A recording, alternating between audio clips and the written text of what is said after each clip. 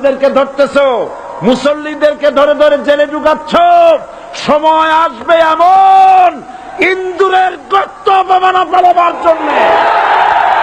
তিনি বলেছিলেন পালানোর জন্য ইঁদুরের গর্ত খুঁজে পাবা না, গাছের গুড়ায় এমন ভাবে নাড়া পড়বে মামু বাড়ি দিল্লি গিয়ে পড়বা, কথা মেলছে কি মেলে নাই।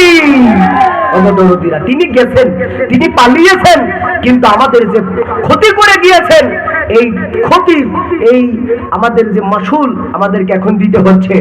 দরদিরা মাথার ঘাম পায়ে ফেলা অর্থগুলো চুরি করে লুটে ফুটে তার নিজের ঠিকানায় কিন্তু ঠিকই চলে গেছে।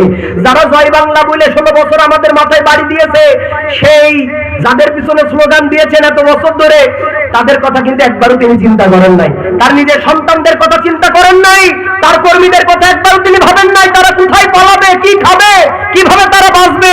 নিজের স্বার্থ রক্ষার জন্য তিনি কিন্তু দিনে দুপুরে হেলিকপ্টারে উড়াল দিয়েছে, কিন্তু নিজের সাধারণ দেশের মানুষের কথা একবারও তিনি ভাবেন নাই। ঠিক কিনা জোরে বলেন? এই জন্য প্রত্যেকটা রক্তের ফুটার জবাব এই বাংলার জমিনে ওদেরকে দিতে হবে।